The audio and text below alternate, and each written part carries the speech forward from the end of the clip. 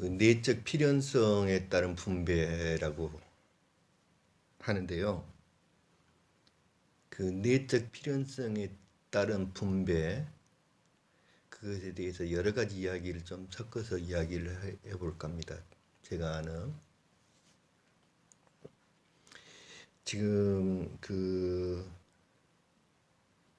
전번에 정의란 무엇인가라는 책, 그 하버드에서 발표된 책, 거기에 대해서 이제 정의가 무엇인지 대해서 많이 이야기가 나오고 있어요. 그런데 이제 뭐 다른 것에 대해서는 뭐 다른 이야기가 많이 나올 수 있는데, 뭐 바이올린을 누구에게 주어야지 옳은 것인가, 이제 그런 이야기 같은 게 나와요. 그런데 이제 바이올린 같은 경우는 뭐 특별한 경우고, 빵은 일반적인 경우잖아요. 그래서 이제 빵이 만약에 커다란 빵이 한 덩이 있다고 합시다. 커다란 빵이 한 덩이가 있다고 하는데, 이제 여기가 정말 이제 상당히 이제 제한적인 환경이라고 생각을 해보고, 6명의 사람이 있어요. 현재 그 빵을 가운데 한 덩이를 놔두고 6명의 사람이 있습니다. 첫 번째는 그 세 끼를 굶은 아이가 있어요. 저는 모르는 아이입니다. 세 끼를 굶은 아이. 그 다음에 두 끼를 굶은 아이가 있어요. 그 다음에 배고픈 나의 아들이 있고, 배고픈 나의 어머니가 있고, 배고픈 내가 있어요. 이 세 사람은 한 가족이죠. 그리고 별로 배가 고프지 않은 부자가 있어요. 근데 여기서 배고픈 나라고 하는 거를 여기 그 자기 자신이라고 생각을 한번 해보자고요. 여러분들 자신이라고 생각을 하고, 그 배고픈 아들, 배고픈 어머니, 이게 모두 바로 여러분들의 가족이라고 생각을 하자고요. 자, 신자유주의자들의 주장, 모든 것을 시장 경제에다 맡기자는 주장이에요. 그러면 당연히 누가 이 빵을 차지하는 게 옳겠어요? 시장 경제에 맡긴다면 돈을 가장 많이 내고 사는 사람이, 이 빵이 한 덩이가 있는데 이 빵을 돈을 가장 많이 내고 사는 사람에게 돌아가야 한다는 주장이에요. 이 사람들은 시장 경제의 원리에 의해서. 그러면 별로 배가 고프지도 않은 부자에게 돌아가겠죠. 이게 신자유주의자들의 주장이에요. 지금 빵에 관해서 이야기. 그다음에 사회주의자들의 주장은 뭐냐면, 빵을 6명이니까 6개로 똑같이 자르자는 거예요. 6조각으로 자른 다음에 똑같이 분배하여 먹자. 이게 사회주의자들의 주장이에요. 지금 우리나라에서 지금 실시하려고 하는, 우리나라에서 지금 당연히 실시하려고 하는 그게 복지 정책이 바로 이겁니다. 무조건 똑같이 사람 수대로 똑같이 나눠 갖고 똑같이 먹자. 이들의 주장이에요. 근데 개인주의자들은, 완전히 개인주의자들의 주장이라면, 개인주의들은 당연히 만약에 하나의 개인주의자들이 모인 집단이라면은 당연히 개인들이 스스로 배고픈 내가 먹겠죠. 이 사람들이 개인주의자들은 당연히 본인이 먹는 거예요. 이 세상에서 가장 중요한 건 나니까 내가 먹어야 한다고 주장하는 거예요. 다른 사람이 중요한 게 아니라, 개인주의자들은 이 세상에서 가장 중요한 사람이 자기 자신이기 때문에, 자, 내가 먹어야 한다. 가정주의자들은 엄마의 입장에서, 엄마나 아빠의 입장에서 배고픈 내 아들이 먹어야 한다고 주장하는 거예요. 당연히 다른 아이들이 중요한 게 아니라 배고픈 내 아이가 중요한 거예요. 그 사람들은 내 아이가 먹어야 한다. 배고픈 내 아이가 먹어야 한다. 자, 유교주의자들 입장에서는 배고픈 나의 어머니가 먹어야 한다. 당연히 이렇게 주장하는 거예요. 왜냐하면 유교에서는 효를 가장 중요한 덕목으로 찾았어요. 그래서 남의 아이가 굶어 죽는 건 아무 상관이 없어요. 내 어머니한테 효도를 하는 게 가장 중요한 거거든요. 그래서 유교에서는 공자는 무슨 어떤 주장을 했냐면 만약에 아버지하고 예? 또는 노모하고 어머니하고 전혀 모르는 남이 동시에 다쳤어요. 근데 그 사람 다친 남은 매우 크게 다쳐가지고 도움이 급히 필요한 사람이고 자기 어머니나 자기 아버지는 조금밖에 다치질 않았어요. 그런데 자기 어머니를 놔두고 자기 아버지나 자기 어머니는 놔두고 급히 도움을 필요하는 그 많이 다친 아픈 사람한테 가면 그건 불효자라고 욕을 먹었어요. 공자는 어떻게 가르쳤냐면 누구보다도 먼저 자기 어머니를 먼저 돌보거나 자기 아버지를 돌봐야 한다고 주장을 했어요. 그게 유교주의자예요. 당신들 그게 정의라고 생각하세요?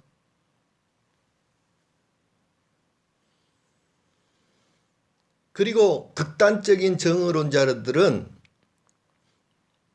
야 이거를 한 사람이 배도 지금 채울 수가 없으니까 완벽하게 배를 채울 수가 없어요. 이걸로 이 빵 한 덩어리 가고 그러니까 이 빵 한 덩어리를 모두 그냥 새끼 굶은 아이한테 그냥 줘버리자.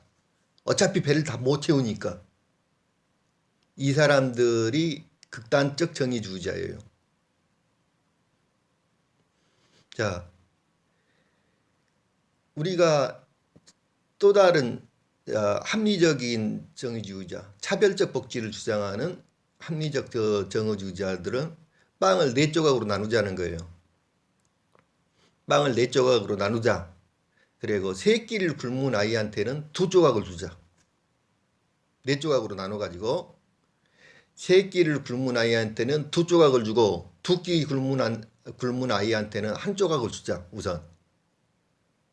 그리고 한 조각으로 배고픈 요 한 가족 3사람 아들과 나와 어머니 요 3사람으로 한 조각이 조금씩 나눠서 먹자. 그리고 배가 별로 고프지 않은 부자에게는 주지 말자. 이게 차별적 복지예요. 이러한 이 차별적 복지를 주장하는 근거가 뭐냐? 그거는 내적 필연성에 있는 겁니다. 이 세상에 재화라는 것은 항상 부족하고 사람의 욕망은 끝이 없이 넓기 때문에 가장 합리적인 분배는 내적 필연성에 의해서 분배되어야 한다는 거예요.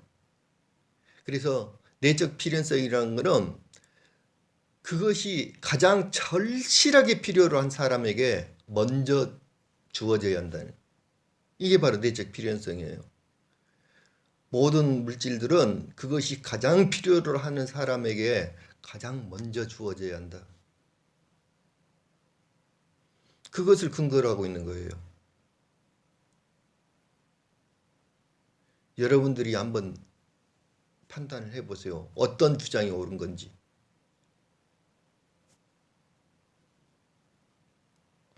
오늘은 내적 필연성에 관한 이야기들을 쭉 하고 있는데 할 건데 저는 성인이 되었는데 상당히 어른이 되었을 때 애들이 보는 그 위인전을 한번 보게 됐어요. 근데 제가 그 위인전을 보다가 슈바이처 박사에 대한 그 애들이 보는 책인데 그걸 보고 너무 감동스러워하고 가슴이 뭉클해졌어요. 슈바이처 박사님은 이분은 그 이분은 아버지가 목사였어요. 목사의 아들로 태어난 거예요. 이분은. 그래서 여기 그 마을에서 조그만 마을에서 별로 가난하지 않는 그런 먹고 살 만한 집안이었어요. 그런데 어느 날 학교에서 어렸을 때 학교에서 그 학교 친구와 싸움이 벌어졌어요. 슈바이처하고. 근데 슈바이처는 덩치가 좀 컸습니다. 그런데 이제 싸움이 벌어져 가지고 슈바이처가 당연히 덩치가 크니까 힘이 세 가지고 그 아이를 위에서 올라가서 결국엔 슈바이처가 싸움에서 이겼어요. 그런데 그 슈바이처와 싸움에서 진 아이가 툴툴 털고 일어나면서 하는 이야기가 내가 일주일에 한 번만 고기 국물을 먹을 수 있었다면은 너한테 절대 지지 않았을 것이라고 그렇게 이야기를 했어요. 그때서야 슈바이처는 적어도 일주일에 2번 이상을 고기를 먹었어요. 집에서 고기 국물을 먹고 고기를 먹었는데 다른 아이들이 일주일에 한 번도 고기 국물을 못 먹는다는 사실을 그때서야 알게 된 거예요. 그러면서 그 뒤로 자기가 고기를 먹는 거를 너무 좋아했는데도 불구하고 고기를 일체 먹지를 않았어요. 왜? 다른 사람들이 먹지를 못하고 있기 때문에. 그리고 슈바이처 박사는 그 일주일에 한 번씩 교회 가는 거를 매우 좋아했어요. 그거는 왜 그랬냐면은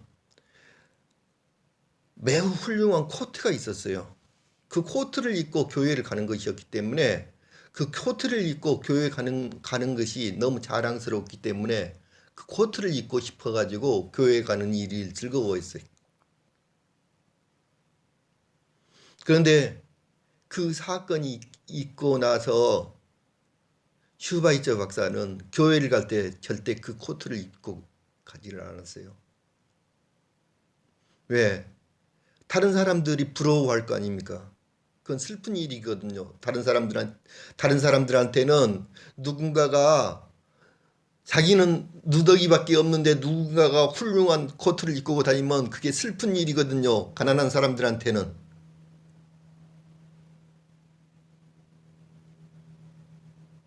그런데 우리 사회가 어떻습니까?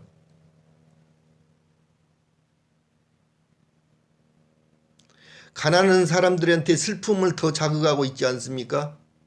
어떤 사람은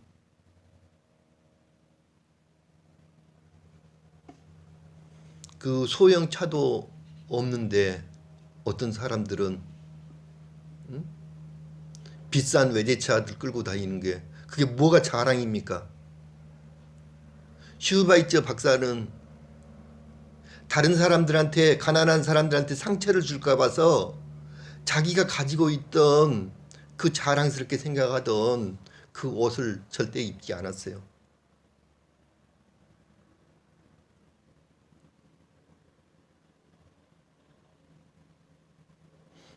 여러분, 여러분이 자랑스럽게 생각하는 것들이 자랑스러운 게 아니라 수치스러운 일이에요. 그게 뭐가 자랑스러운 일입니까?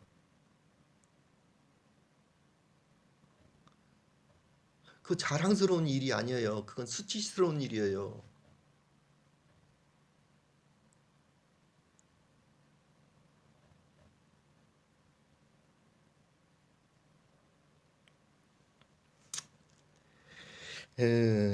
저는 이제 그 목사님들하고 사귈 기회가 좀 많았어요. 제가 이제 그 유아교육과를 다녔다고 이야기했잖아요. 그 나이를 많이 먹어가지고 유아교육과를 다닌 거예요. 제가요. 50대 대기 40대 말에 유아교육과를 다녔는데 그때 이제 그 같은 유아교육과를 다닌 거기 분들 중에서 목사님이 2분 계셨어요. 그러니까 2년 동안 이제 저하고 같은 학교를 다닌 게 목사님. 근데 한 분은 저하고 아주 친했어요. 그 목사님이. 근데 그 목사님이 어떤 분이셨냐면 이 목사님이 어, 어, 이제 저보다는 한 10살 정도 나이가 아주 저하고 친해가지고 매일 이제 뭐 수업 시간에 매일 빼먹고 가서 뭐 술 마시고 맨날 그랬던 이야기. 이 목사님이 미국에서 유학을 해가지고 목사 그걸 자격을 따오신 분이에요. 그런데 미국에서 목사 따는 게 지금 어쩐지 몰라도 당시에는 무지무지하게 어려운 일이죠. 공부를 무진장이 많이 해야 되는 거예요. 미국에서 목사를 딴다는 거. 근데 공부를 무진장이 많이 하신 분이시에요. 그런데 이제 이분이 이제 먹고 살기 위해서 자기 교회 건물에 거기 이제 그 유치원을 만든 거죠. 교회 건물에.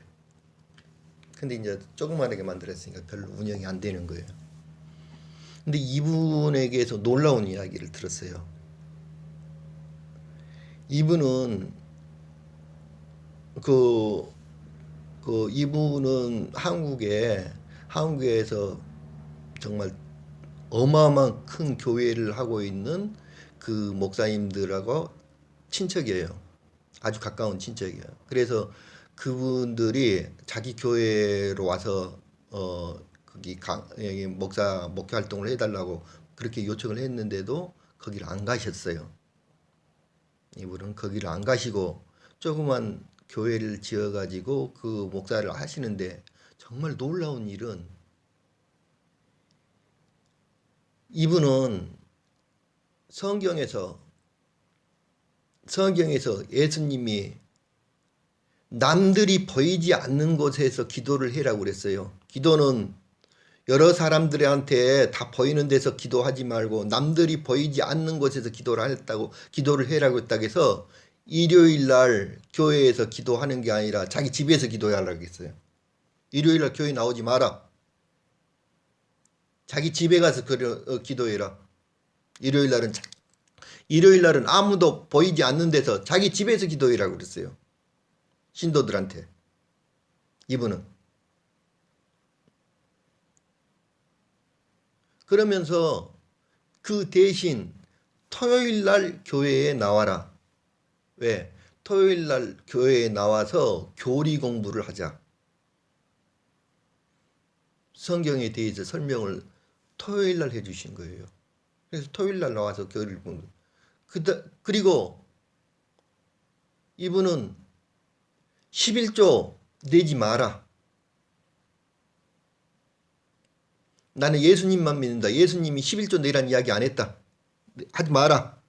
11조 내지 마라. 그 대신 내가 배고프니까 나도 먹고 살아야 하니까 나도 배고프고 먹고 살아야 하니까 당신들이 여유가 있으면은 11조 말고 당신들이 조금이라도 여유가 있으면 나에게 먹을 거를 좀 달라. 나에게 돈을 좀 달라. 내가 봉사하는 것에 대해서 그렇게 말씀하셨어요. 이분은요.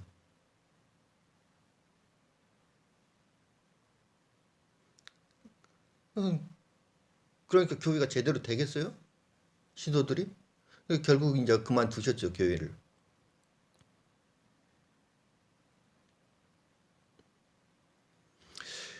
요즘에는 이제 이분하고 연락이 끊어져 가지고 어떻게 사시는지 잘 모르겠어요.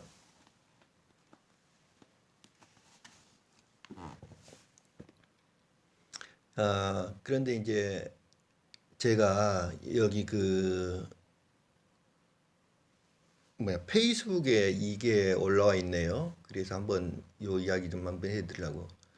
교인 수가 1만 명, 10,000명에 달하는 미국의 대형 목사가 노숙자가 된 이야기예요. 예레미야 스티펙이라는 목사는 어느 일요일 오전 자신이 담임 목사로 부임하게 된 한 교회 근처에서 노숙자로 변신해 주변을 어슬렁거렸다. 하지만 교인 중 그에게 다가와 말을 건 사람은 불과 3명에 불과했다. 스티펙 목사는 교회로 향하는 교인들에게 음식을 사려고 하니 잔돈 좀 달라고 했지만 어느 누구도 관심을 가지지 않았다. 예배 시간이 되어 교회에 들어간 스티펙 목사는 맨 앞자리에 앉았지만 예배위원들의 저지를 받고 차가운 시선을 받으며 맨 뒷자리에 겨우 착석하게 된다. 이윽고 새로운 목사가 부임했다는 광고 시간, 맨 뒷자리의 스티펙 목사는 노숙인 차림 그대로 강단에 올랐고 교인들은 경악스러워했다. 그는 곧장 마태복음 25장 31절부터 40절까지를 읽어내렸다.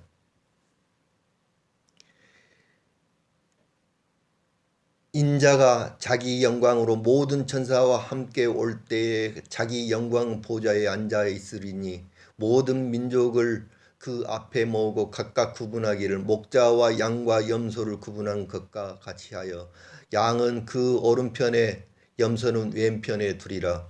그때에 임금이 그 오른편에 있는 자들에게 이르시되 내 아버지께 복받을 자들이여 나와 장세로부터 너희를 위하여 예비된 나라를 상속받으라. 내가 줄일 때에 너희가 먹을 것을 주었고 목마를 때에 마시게 하였고 나그네 되었을 때에 영접하였고 헐벗을 때에 옷을 입혔고 병들었을 때에 돌보았고 옥에 갇혀 있을 때에 와서 보았느니라. 이에 의인들이 대답하여 이르되 주여 우리가 어느 때에 주께서 줄이신 것을 보고 음식을 대접하였으며 목마르신 것을 보고 마시게 하였나이까. 어느 때에 나그네 되신 것을 보고 영접하였으며 헐벗은 것 보고 옷 입혔나이까. 어느 때에 병드신 것이나 옥에 갇히신 것을 보고 배었나이까 하리니 임금이 대답하여 가로시되 이르시되 내가 진실로 너희에게 이르노니 너희가 여기 내 형제 중에 지극히 작은 자 하나에게 한 것이 곧 내게 한 것이니라 하시고 또 왼편에 있는 자들에게 이르시되 저주를 받은 자들아 나를 떠나 마귀와 그 사자들을 위하여 예비된 영원한 불에 들어가라. 내가 줄일 때에 너희가 먹을 것을 주지 아니하였고 목마를 때에 마시게 하지 아니하였고 나그네 되었을 때에 영접하지 아니하였고 헐벗을 때에 옷 입히지 아니하였고 병들었을 때와 옥에 갇혀 있을 때에 돌보지 아니하였느니라 하시니 그들도 대답하여 이르되 주여 우리가 어느 때에 주께서 줄이신 것이나 목마른 것이나 나그네 되신 것이나 헐벗으신 것이나 병드신 것이나 옥에 갇히신 것을 보고 공양하지 아니하더이까. 이에 임금이 대답하여 이르시되 내가 진실로 너에게 이르노니 지극히 작은 자 하나에게 하지 아니한 것이 곧 내게 하지 아니한 것이니라 하시니 그들은 영벌에 의인들은 영생에 들어가게 하시니라. 내가 줄일 때에 너희가 먹을 것을 주었고 목마를 때에 마시게 하였고 나그네 되었을 때에 영접하였고 여기 내 형제 중에 지극히 작은 자 하나에게 한 것이 곧 내게 한 것이니라. 이 구절은 예수 그리스도의 양과 염소 비유로 누가 양과 염소인지 단적으로 보여주는 대목이다. 스티펜 목사가 말씀을 마시자 회중은 무언가에 심하게 얻어맞은 듯한 표정을 하고 있었다. 교인들 중에 흐느껴 울면서 회개하는 사람들이 속출했고 부끄러움에 고개를 떨구는 교인들이 대부분이었다. 스티펜 목사는 이날 오전 자신이 겪었던 것을 말하면서 오늘 아침 교인들이 모이는 것을 봤다. 하지만 예수 그리스도 교회는 아니었다. 세상에는 교인들이 많다. 하지만 제자는 부족하다. 여러분들은 언제 예수 제자가 될 것입니까? 라는 말을 남겼다. 이야기의 마지막은 이렇게 끝난다. 그리스도인이 된다는 것은 당신이 믿는 것 이상이다. 그것은 이웃과 함께 그리고 옆에 서서 하는 것이다.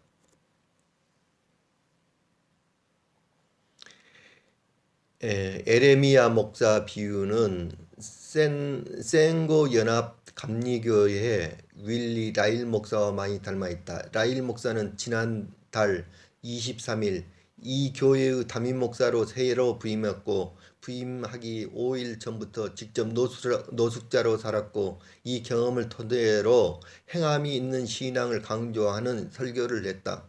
더 데네시안에 따르면 라일 목사는 교회 부임하기 2달 전인 지난 4월 꿈을 꿨다. 크락스빌 거리로 나가 노숙인으로 살라는 하나님의 분부였다. 닐 목사는 이를 그대로 시행해 지난달 17일 4박 5일을 거리에서 살았다. 돈이나 음식, 집, 친구도 없었다. 그런 다음 23일 일요일 새벽부터 자신이 부임하게 될 교회 옆 한 나무 밑에서 수염을 기르고 낡은 옷차림으로 노숙인처럼 앉아 있었다.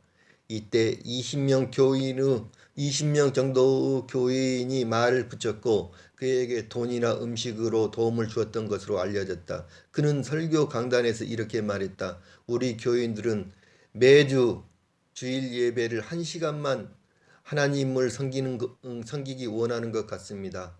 하지만 그것은 하나님의 계획이 아닙니다. 정말 예수님처럼 살고 있으십니까?